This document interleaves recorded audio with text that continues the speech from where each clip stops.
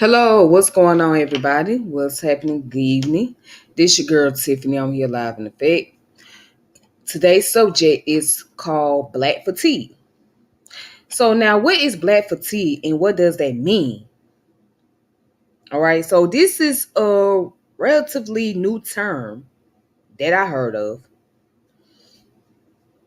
and this is my first time ever reading about the information. But it pretty much resonate with me a lot. When I say it resonate with me a lot, it resonate because the fact that I come home from work, I feel more relieved. But when I'm going into work, it's a whole nother ball game. It's a whole nother ball game. And then on top of that, dealing with my health issues, which is dealing with high blood pressure, hypertension, stage 1. Yeah, that can bring in the combination of being fatigued. Now, this concept is very similar to the one that's dealing with weathering. So, weathering is, matter of fact, there's a book out called Weathering by Arlene Jeronimus. So, Arlene Jeronimus wrote a book about weathering, which deals with basically being fatigued and tired and stressed out. So her primary focus in the book was about Black women and how we go through the process of being stressed out, being tired at a job, basically. Okay, so if you guys get a chance to, as a matter of fact, I will type it up in the comment section so y'all can look up this book called Weathering by Arlene Jeronimus. All right. But let's focus on what Black fatigue is. And make sure you guys like and subscribe to the channel, hit the notification bell, share the channel. And also, I want to thank you guys who've been subscribing. And also, if you guys want to show your contribution and support, you can also hit the super thanks and go on the super chat now. Okay. So I'm really trying to get used to this because this is a new thing for me. But yeah, you guys can check out the super chat, super thanks, etc. That's a way of showing your financial contribution and whatnot. All right, so let's go ahead and get into the subject. All right, I won't be on here for very long. Okay, so at the most, I'm looking to be on here probably about 40 minutes or maybe 30 minutes. All right. But anyhow, let's go ahead and get into the subject matter. What is Black fatigue?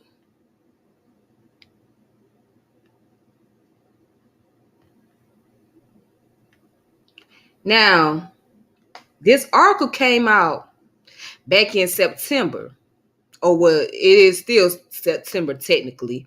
Um, so September 11th of 2023. So technically we're still in September. I'm way ahead of myself. So this article is theatlantavoice.com. And it says, recognizing the exhaustion, Black fatigue is an enduring problem for people of color by Clayton Guzmore. All right. So in this article, it goes on to say a trait that many Black people have in common is resilience. Part of the reason why is that most people of color are combating racism in its many forms on a daily basis, whether it's dealing with systemic racism or microaggressions that occur in the workplace. Some Black people are reaching their limits. This leads to exhaustion, or what can be also known as Black fatigue. Then it goes down to say Black fatigue levels have been reported on by the American Heart Association. Expert weigh in on how this subject is taking toll on Black community and why we should not underestimate it. Down here it says you should take Black fatigue seriously because it's killing people. It's killing their mind, body, and spirit. We are misdiagnosed in terms of some of the mental stresses and oftentimes told that our pain is not as great, says Mary Frances Winters, CEO and founder of the Winters Group Incorporated. All right. So here it is. Black fatigue is the exhaustion from small acts of aggression and disrespect Black people endure on a daily basis. Other stressors that lead to Black fatigue are the endless need to prove one's worth and constant exposure to news about injustice and violence being inflicted on people of color. Winners describe the feeling of Black fatigue as a dull, droning sound that is always present. Winner is an expert in diversity, equity, and inclusion. She released a book called Black Fatigue: How Racism Erodes the Mind, Body, and Spirit in 2020. The book explores this subject more and reveals why this has been perpetuated. All right. So let me show you guys the title of the book real quick. All right. Let's get into it. Let me show y'all the book. So for those of you that want to know what the book looks like.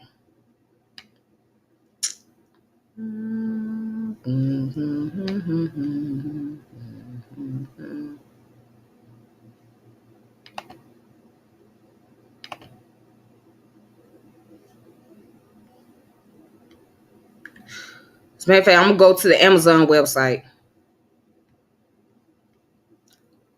so y'all can check it out for yourself.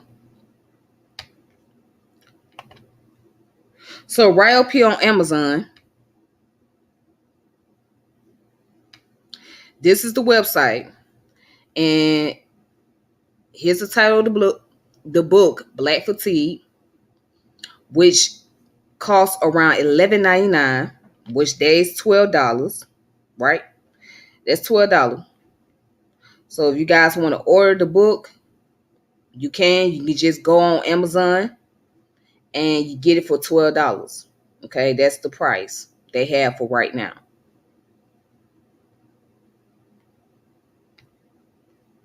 Okay. But let's continue with the article. Let's see what this article is saying. So let's go down. Let's go down. Let's go down. All right. So right here it says one symptoms of Black fatigue is high levels of stress. Too much stress can play a role in heart disease and diabetes, among other ailments. Black fatigue also taps into one's feelings of inadequacy. According to the report, psychotherapist Alicia Garivenberg says Black fatigue would have one internalizing the stereotype of deficiency. Many Black professionals feel the pressure to prove they are worthy. Grivenberg and her clients were raised with the narrative they had to be twice as good to be considered half as good. Twice as good to be considered as half as good. Imagine that. Twice as good just to be considered as half as good. So basically, because of the social stigma, we have to work 2 times harder to prove ourselves to the dominant society,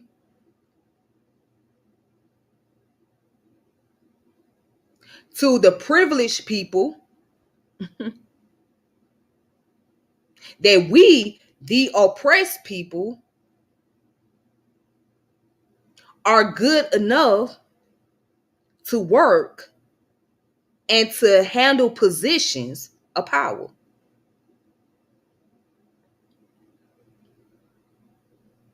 That's what it means to be twice as good just to be as half as good.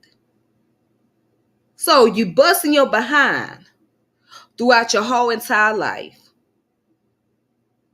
just so you could reach this pinnacle of success. Just to be told that either you're good or either you're bad.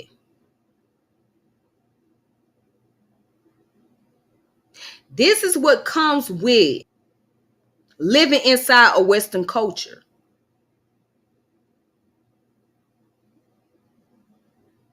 This is what has been taking place for a very long time. This whole ideology that you got to be twice as good just to be half as good. So you breaking your neck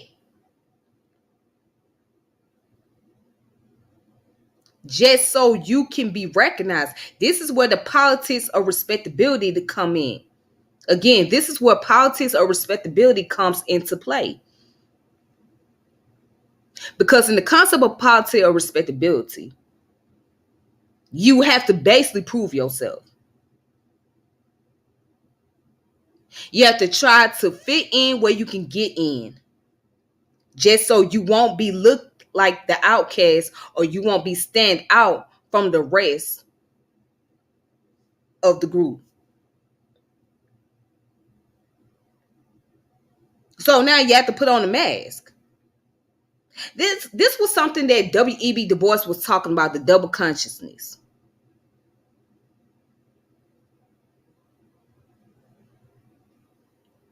And this is what Frantz Fanon was talking about, the mask.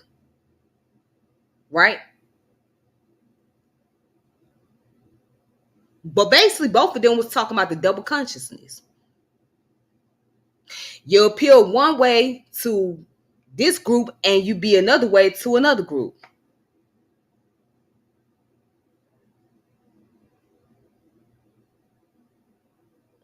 If you remember, back in the day, especially as Black women, when you're taking phone calls or whatnot, you had to change the tone of your voice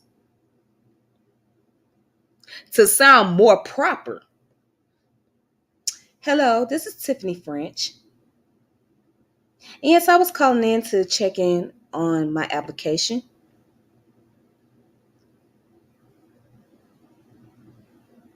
I applied about 2 weeks ago. And I wanted to see if my application is still available for review.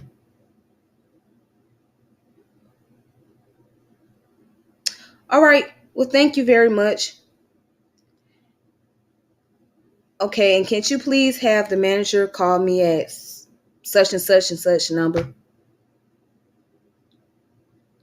All right, then. I'm looking forward to hearing from him. All right, have a good one. Goodbye. Now you see, it's kind of hard to do that, right? All you have to really put on a smile. Hello, my name is Tiffany. Hi, everybody. And thank you for coming to my YouTube channel. Although I don't like doing this voice because it's very exhausting, but I'm doing it because I want you guys to see who I am. And I don't want you guys to become overwhelmed and being very bored by the fact that you hear the tone of my voice.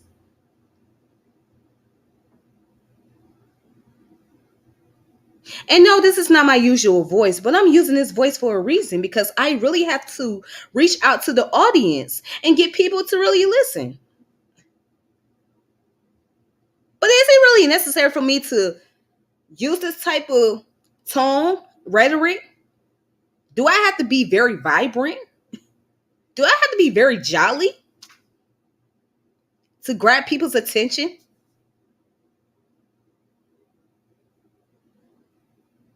Do I have to get out of my comfort zone to sound this way? Because I am being honest with you, this will sound very annoying. But I'm just giving you guys an example of what we have to go through as individuals, as people, in order to be able to be accepted and to be a part of this society, right? So using this voice is really annoying. But of course, if I go back into my southern tone, right, I'm not as articulating. But if I'm articulating in this tone of voice, then I sound clear. But I sound very strange at the same time. But anyways, getting back to the whole point. It does sound very strange. It becomes very annoying. And it's very exhausting because you're getting out the comfort zone that you're in just so you can be able to gravitate towards a group of people, right? See, now that's one of the concept of being under exhaustion.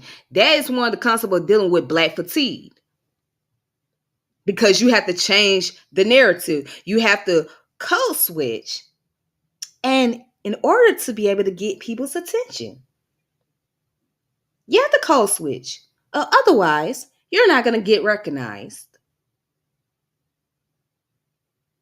It's quite sad. It's really sad, but you have to do it, right? Somebody has to do it from time to time. I mean, you have to fake it until you make it. I know you guys heard that saying before, right? Fake it till you make it. But who want to keep doing it? Who want to continue to just fake it? Why not just be able to be accepted the way you are? Oh, and let's not forget, you gotta wear a certain hairstyle, right? I've been looking at articles and reports online where people have been suspended from school. People done lost their job because they wore their hair a certain way, which represents them as being natural or connect them back to their heritage, their roots. However, it becomes offensive to the other group out there. Now it's a problem. But it's a crying shame that people have to go through this whole thing of trying to basically have a lawsuit against these facilities because of their style of hair.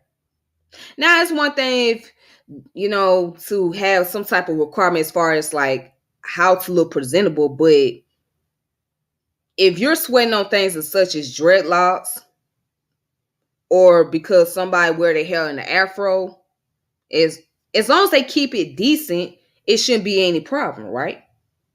But it's gonna always be a problem because it does not represent professionalism. But then we have to ask ourselves, what is professionalism? And that's a whole nother subject. That's a whole nother conversation in itself. What is professionalism and what ain't professionalism? And how did we get caught up in the illusion, the idea of what professionalism is?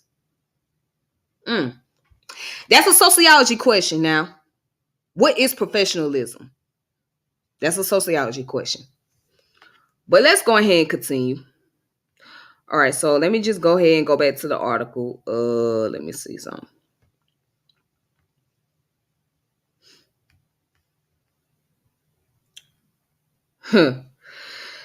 Twice as good to be considered half as good. That is the most misleading statement ever. Ever, ever. But watch this. It says the Center of Disease Control recognized that racism is a threat to public health. The American Heart Association has another report from 2020 that discusses how structural racism-based stress can lead to long-lasting damage to the body and brain. Winners believe medical schools and institutions need to highlight the relationship between racism and our health outcomes. A recent moment of Black fatigue Winners felt was her discomfort of going to the store after the Dollar General shooting in Jacksonville, Florida.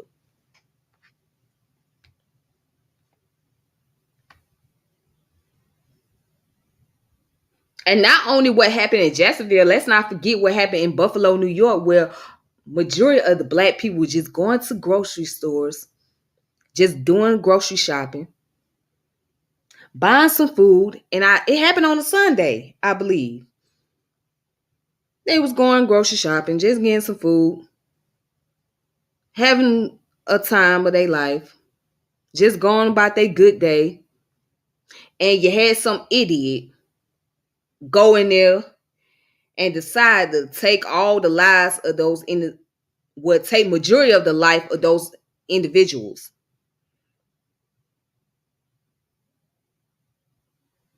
And then you also situation that happened in Jacksonville, right? And let's not forget about the church out in Charleston, South Carolina, when Dalen Roof walked in, pretend like he wanted to pray with a group of blacks. And what did he do? He took the lives of those innocent black people. Then you want to know why we stressing day by day, why we losing our mind, why we so belligerent, why we acting crazy, why we just have no type of self-control, why we just over it, and why we walk around with no hope, or why we do walk around with eternal hope.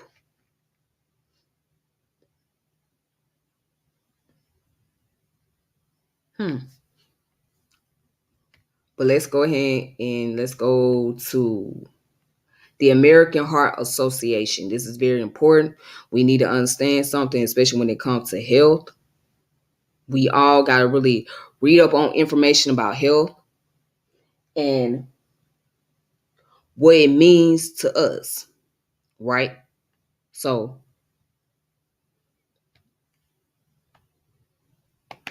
right here.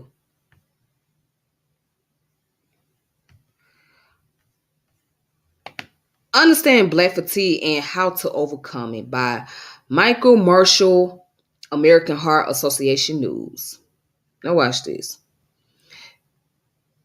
Before she gave the feeling a name, Mary Frances Winter felt it constantly. She called it a dual droning sound that is always present and underlying syndrome of sorts that premates my very being.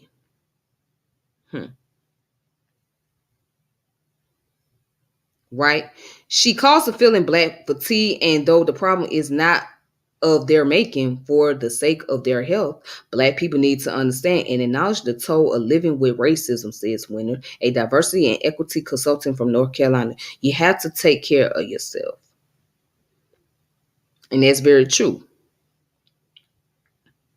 Now, watch this. It carries serious health implication. Okay?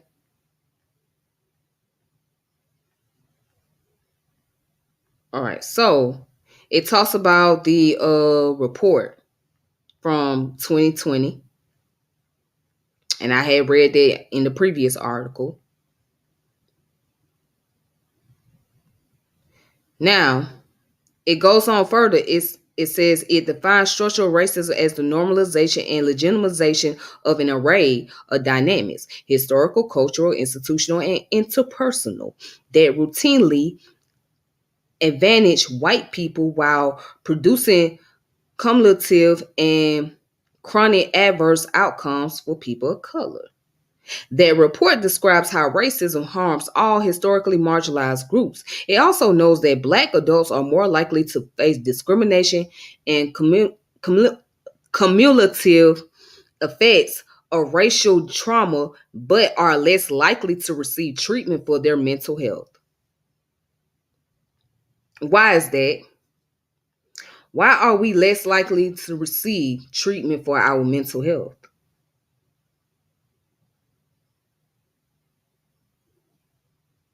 Is it because we are afraid to go to the doctors, or we feel uncomfortable? Or is it because those who are in the psychology field, right, don't really understand or don't have a solution or not trying to come up with a solution? Yeah, I know what you're saying. Well, we got to understand, we got to get out of this racial paradigm and start seeing ourselves as humans, right? Of course, that's the argument. However, we got to break down ethnic groups as well within those human population, because every ethnic group don't go through the same issue or don't have the same results. There's one ethnic group that are at a disadvantage than the others. Again, there's one ethnic group that is at disadvantage than the other. So when you got this one ethnic group over here that is at a high disadvantage, whereas the other ones, they don't suffer as much, then yes, it has to be broken down. It has to be, there needs to be focus on this particular group who is at a very serious disadvantage. So, and if we do go to psychiatrists and therapists and whatnot, many of us prefer somebody that is in our own racial group, because we have to be able to have a conversation and be able to have a space where we can be comfortable with those in our group, right? Meaning that they be able to relate to us a lot better.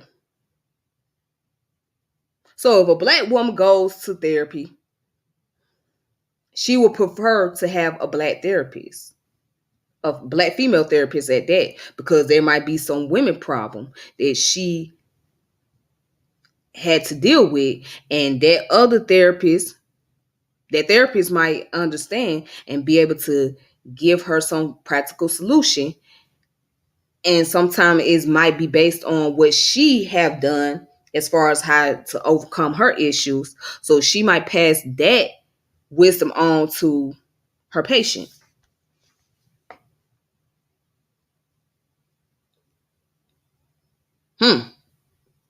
So a lot of time we do prefer people that look like us and that have experienced the same thing that we have gone through or something similar, because it's much easier and it makes us more comfortable,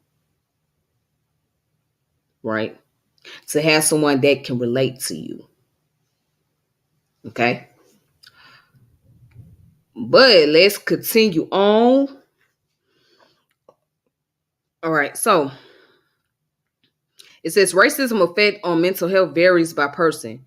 So Jeriven Bird said, but in the wake of George Floyd's murder at the hand of police in 2020, several of her black clients had to take disability leave because of racial trauma triggered, not just by what was happening in society, but because they were seeing racism explode among friends and coworkers. She and other black therapists in turn were stretched to their limits as they tried to accommodate everyone who needed their help.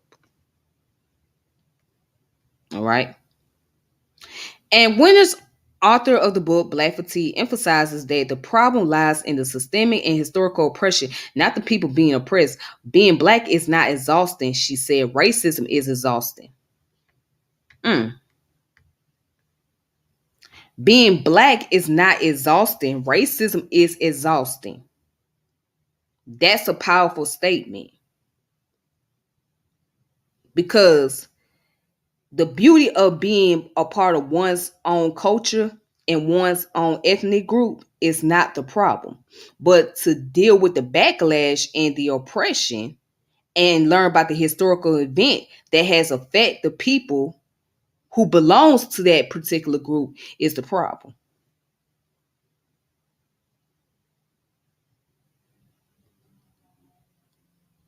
Now, there's a song called We Shall Overcome. The song is beautiful, but how are we going to overcome? We weren't able to overcome everything. What we did was get through and live through the events that happened. So the generation before us, they lived through it. They didn't get over it. They didn't overcome it. They lived through it. And they try to make the best out of life and make it easier for us so we wouldn't have to deal with the hardship they had to endure. So when our ancestors was putting up a fight here in this country, right? Whether it was for civil rights, to end Jim Crow era, after Reconstruction, fight against slavery, they weren't thinking about only themselves. They was thinking about the future generation to come. And that future generation happened to be us. That's what they was thinking about. The future generation that was going to come after them. to make sure that the future generation would have it easier and wouldn't have to endure so much. But guess what? We still have to endure it, but not to the extent the way our ancestors in the 60s, 50s, 40s, in slavery, post slavery, had to go through. But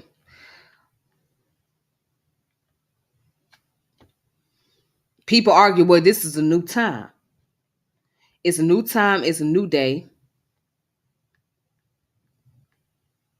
And you don't have to deal with that anymore. Everybody is being multicultural. Well, that already was happening. The multiculturalism was already taking place. It was already practicing, but at the same time, that did not eliminate oppression. What it did, it covered it up and it make it look like there's no oppression. But at the same time, what good is multiculturalism? What good is multiculturalism when the other groups don't benefit from it? Again, what good is multiculturalism when the other group don't benefit from it? And what do I mean? I mean by economics. What good is it going to do for us economically speaking when you don't benefit from it? How are we reaping the benefits from multiculturalism? Excuse me. How are we reaping the benefit from multiculturalism? How are we reaping that benefit? How is it helping us? How is it paying our bills?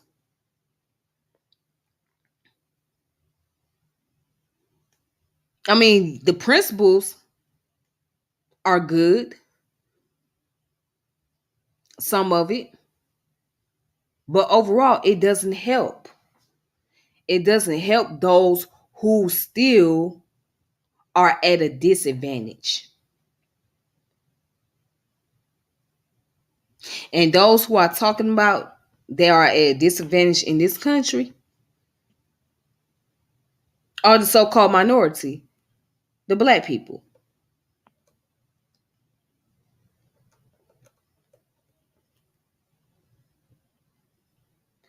And then you may argue that, well, there's some black people that are millionaires and they done made profit, they done made it out the hood. Okay, but those are individuals. All right. That's not a vast majority of people. Those are individuals.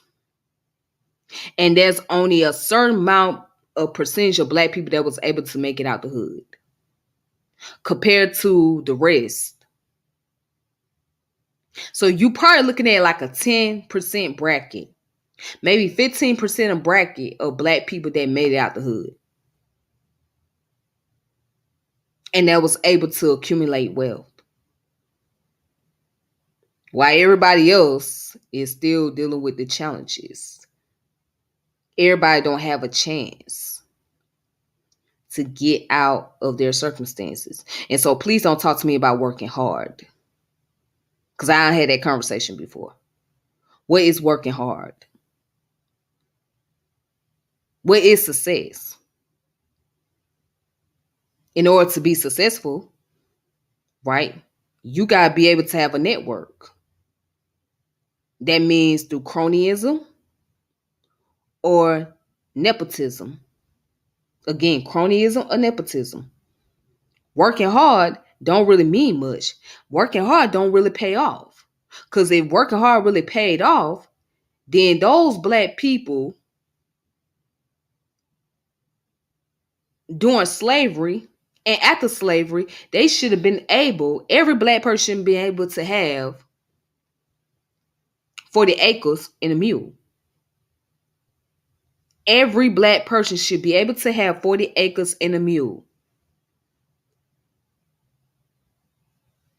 There will be no reason that people will still demand reparation for excuse me, still demand reparation to this day.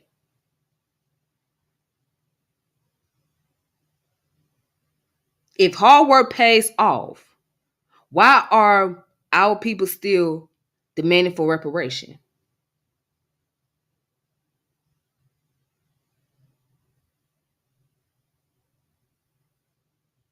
And black excellence. We love talking about black excellence.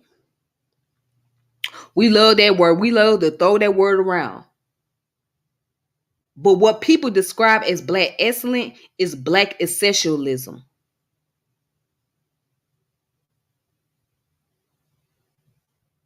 Black exceptionalism. That means there's an exception to the rule. There is an exception to the rule when it comes to black excellence. And that involves money, right?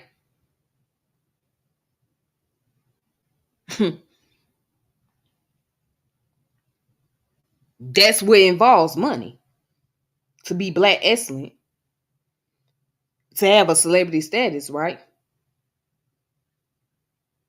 But why can't black excellent be something basic, something simple? Why black excellent can't be when you wake up in the morning and you still breathing? You're able to get up and go to work. You're able to get through traffic without being in an accident or getting pulled over by the cops.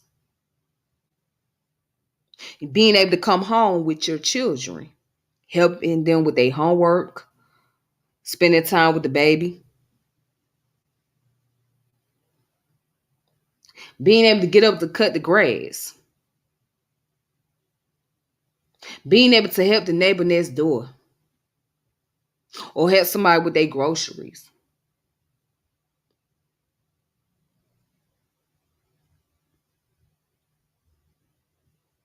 Or helping somebody to get a job.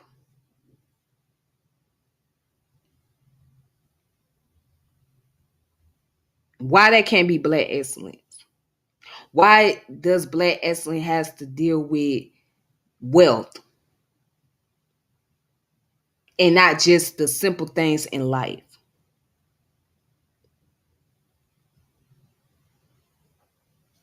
But let me get to one last article.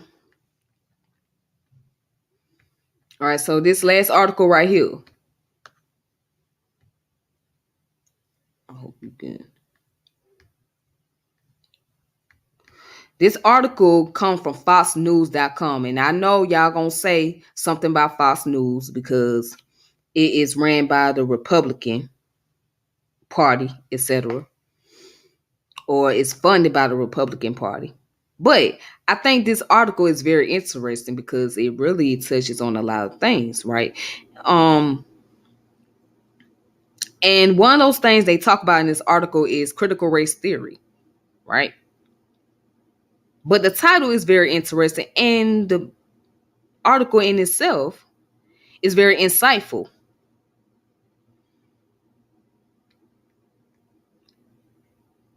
So the article is titled Professor Demands Black Staff Get Special Paid Time Off to Deal with Fatigue Trauma from Systematic Racism. Critical race theorist Angel Jones says faculty should get special bereavement leave counseling service by Hannah Grossman. All right, this came out on March the 5th of 2023. All right.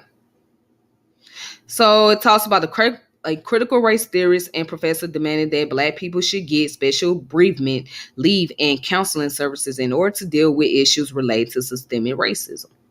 Angel Jones is a visiting professor at Southern Illinois University, Edwardsville, whose work is grounded in critical race theory and critical race feminism. CRT is CRT is an ideology and lens that holds America's institution are systemically racist and views individuals in an oppressor and versus oppressed narrative. So critical race theory postulates that policies that privilege oppressed people should be implemented in order to achieve equity and make up for historical wrongs. But don't tell that. Don't say that to these white folks. Don't talk about critical race theory to these white folks. Don't even mention that up because now you done start a riot. Now it's finna be a war. It's finna be internet wars, comment wars, because the concept of critical race theory was brought up into the conversation. But they don't want to hear that. But here we go.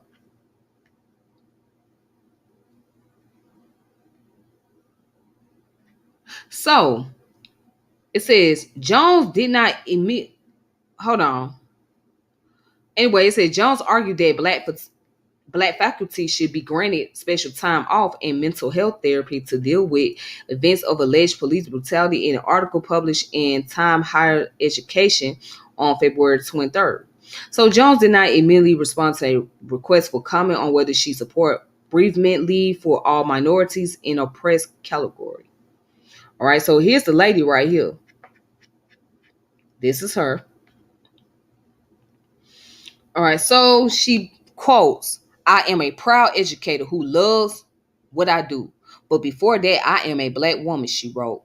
A black woman who is expected to return to business as usual on Monday after seeing a member of my community murdered on Friday. Although it is customary for employees to receive support and understanding while grieving the loss of a loved one, the same care is rarely shown to the black community when we lose someone in horrific and traumatic ways. Where's our black bereavement leave? Hmm.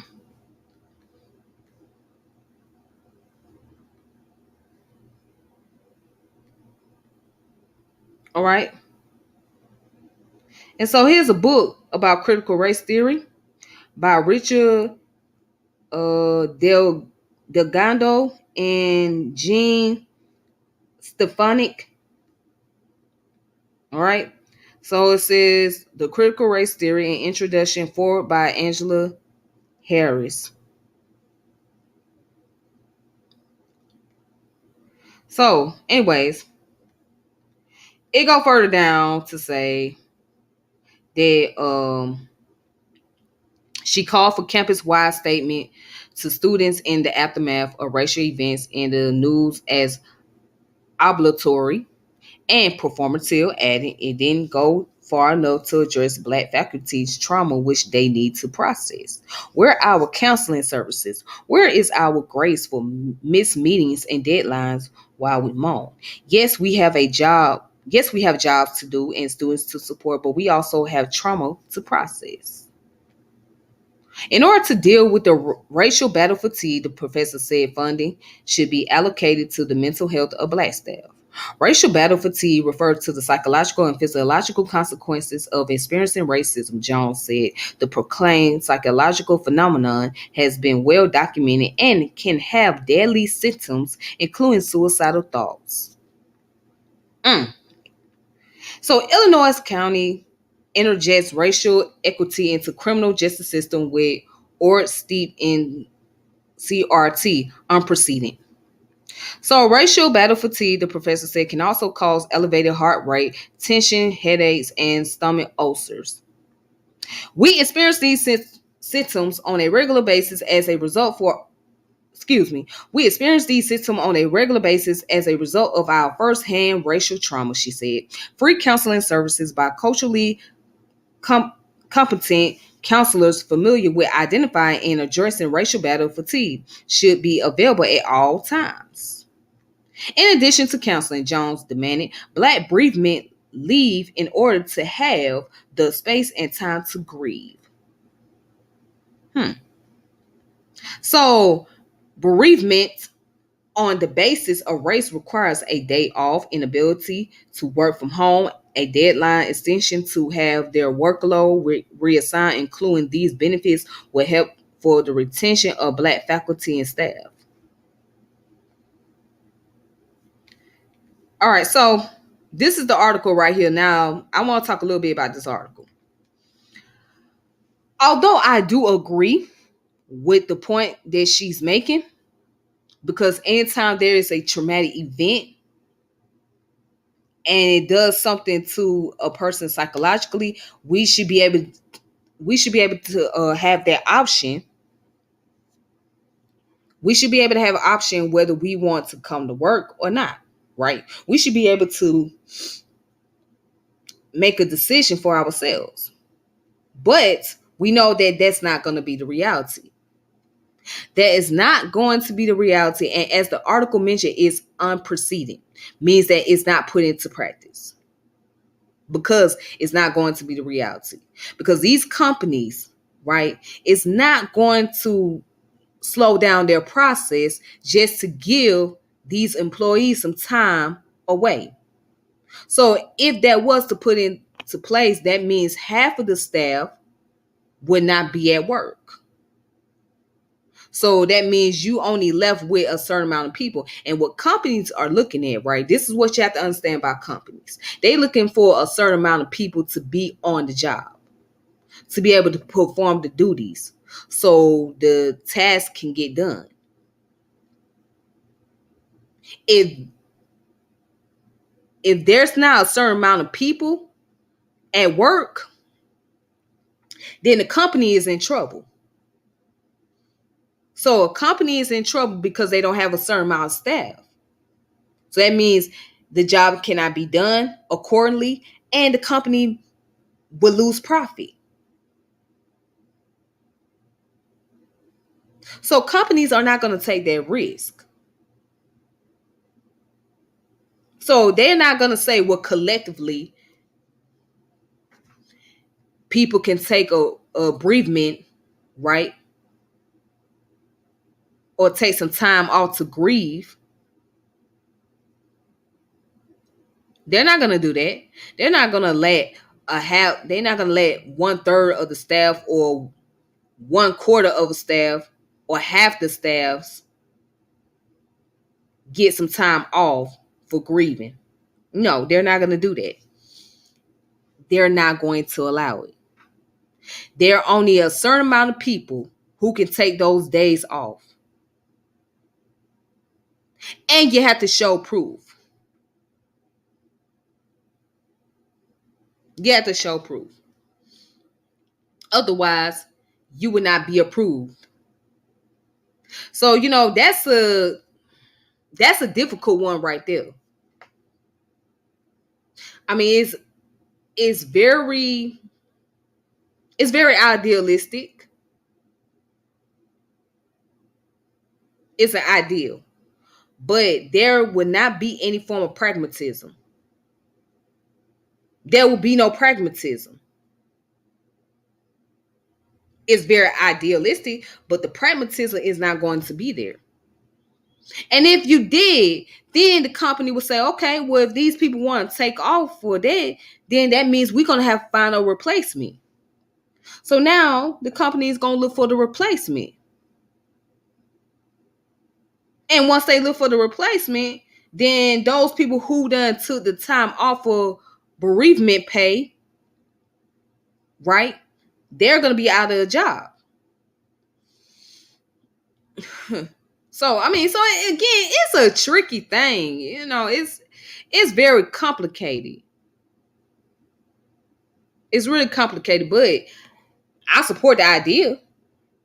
But we know what the reality is. It's not going to happen. It's not going to happen because companies ain't trying to lose money.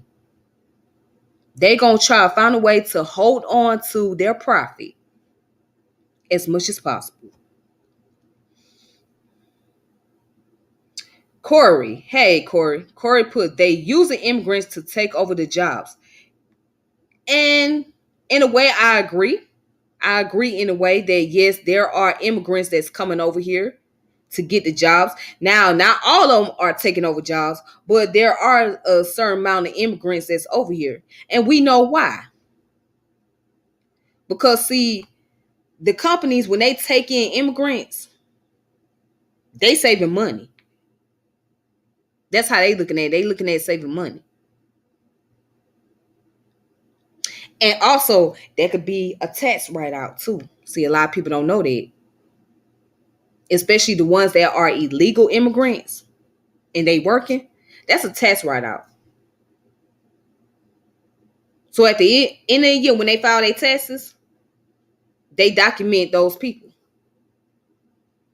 because now the company looking at it as they saving money.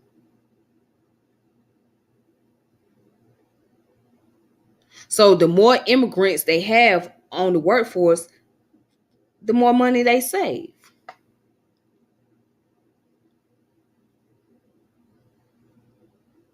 But I can't say that all of them are taking over jobs because not everybody is taking over. There are those immigrants who have their own businesses. They start their own business as opposed to working in the workforce. But there is a certain amount of individuals from other country that's in the workforce. Hmm.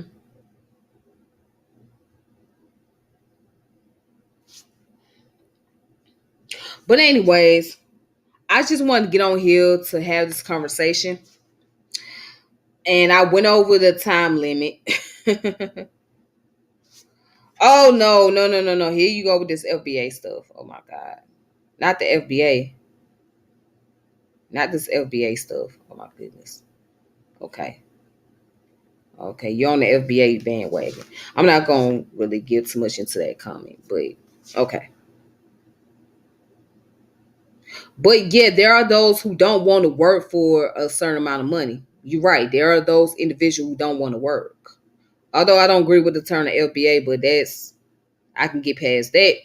However, but you're right. There are those who don't want to work in the environment for low wages when they know that their quality, right, their value is worth more. So those individuals know their values. So that's why they will go to other jobs that's paying a little bit more money than their current job because they looking at their value as a worker. If you've been on a job for 2 years and you still haven't got any raise, then at some point in time, it's time for you to go. You're going to get fed up and you're going to go elsewhere where you know you're going to be valued and you're going to make a little bit more money, right? And you have a chance of going up in the position. But again, that's where it goes back to the concept about black fatigue. Because now you gotta play the game of politics or respectability in order to go up in the position. You gotta play that game. If you don't play that game, then your chances of moving up is very small. You have a very small chance to move up the rank. So that means you gotta play the game, which is politics or respectability. But anyways, let me go ahead and get off of here. I appreciate you guys. So y'all be safe. May peace and power elevation be to all of you. This your girl Tiffany. Until next time, peace. And also make sure you like and subscribe to the channel. Hit the notification bell and share the channel.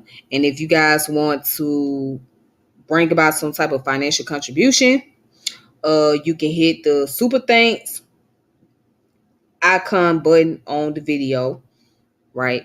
Just hit the super thanks, and if you want to make a financial contribution, you can do so. Or the next time when I do a video, you can also use the super chat, all right?